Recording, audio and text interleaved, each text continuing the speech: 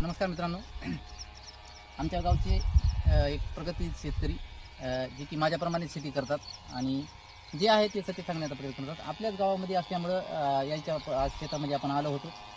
मित्रांनो, आतापर्यंत मी माझ्याच शेतामध्ये हे व्हिडिओ टाकलेले, परंतु आपल्याला जर आपल्यापेक्षा काही क्षेत्रामध्ये जर सोयाबीन चांगलं दिसत असेल किंवा कोण अलग पद्धतीने जर शेती करण्याचा प्रयत्न केला असेल तर ती दाखवायला माझ्या मते काहीच हरकत नाही. यांच्या 1.5 एकर क्षेत्रामध्ये जवळपास या बेडपासून तर त्या झाडापासून फुले ध्रुवा जी की 992 आहे आणि इथून या इथपर्यंत 6 बेड की 612चे आहेत. तर याची पुढची माहिती तुम्हाला आमच्या सोबती बजरंग गाडे देईल. नमस्कार सर्व शेतकरी बांधवांना. मी पण एक पारंपरिक शेती करीत होतो दरवर्षीप्रमाणे. सोयाबीनची लावगड अशी बैलाच्या पेरणी यंत्रानं करत होतो. त्याचा साव 11 इंचावर राहते. परंतु आमच्या गावातच काही शेतकऱ्यांनी दरवर्षी बेडवर लावगड केलेली होती. त्यांचं मी कधी जाऊन पाहिलं नाही, पण त्यांचा एक अनुभव की ॲव्हरेजमध्ये विशेष करून मित्रांनो गावातल्या आहेत, परंतु माझ्या पण शेतामध्ये यांचं येणं झालं नाही. बऱ्याच शेतकऱ्यांचं व्हिडिओ पाहिले मी बेडवरल्या सोयाबीनचे. दरवर्षी पाहत होतो. चला म्हणलं आपण बी आपण आपल्या 1.5 एकरमध्ये लावून पाहू. आपण 1.5 एकरमध्ये बेड वळले. बेडचं प्रमाण आहे, अंतर आहे 4 फूट आणि त्याच्यावर टोकन यंत्रानं 2 ओळी लावल्यात आपण आणि त्याला 20-013च्या 2 बॅग टाकल्यात केल्या. त्याला एक फवारणी अजून करायची आपल्याला. तर पाहू आपण एकदा अजून वाजा लागल्याच्या नंतर 2 दिवसाला आपल्याला एक फवारणी घ्यायची. फुले दुर्वाचं 992.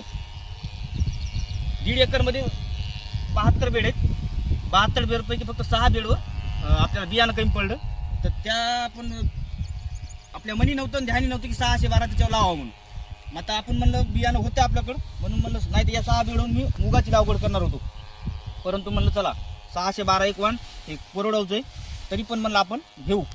लावगड करून का पाहायला काय अडचण नाही आपण.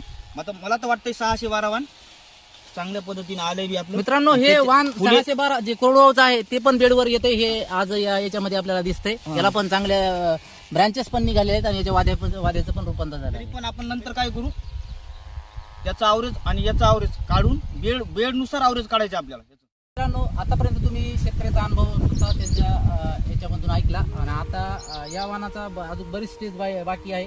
सध्या याचं वाद्याबधीच आहे. याला अजून बराच वेळ लागणार आहे. यांनी सोयाबीन वाढीवर एक नियंत्रण केलं नाही, म्हणजे त्यांना करायचंच नव्हतं आणि मला करायचं होतं म्हणून मी आतापर्यंत माझ्या सोयाबीनची हाईट दाबलेली आहे. यांनी दाबलेलं नाही. यांना जर ॲव्हरेज चांगलं जर आलं तर आपण यांच्यासारखं करण्याचा प्रयत्न करू, किंवा आपल्याला जर चांगलं ॲव्हरेज आलं तर ते आपल्यासारखं करतात. त्यांना जर पसंत आलं तर ते तसं करतात. म्हणजे ज्याचा त्याचा अनुभव असतो, ज्याचा त्याच्या कामा येत असतो, परंतु नवीन प्रयोग करायला पाहिजेत. माहिती किंवा असे नवीन जर आयडिया आपल्याला जर मिळवायचे असेल तर तुम्ही माझ्या यूट्यूब चॅनलला एकदा अवश्य भेट द्यायला पाहिजे आणि मित्रापासून शेअर करायला पाहिजे. प्रत्येक शेतकऱ्याचा एक अलग अनुभव असतो आणि ते आम्ही आज तुमच्यापासून देण्याचा प्रयत्न केला.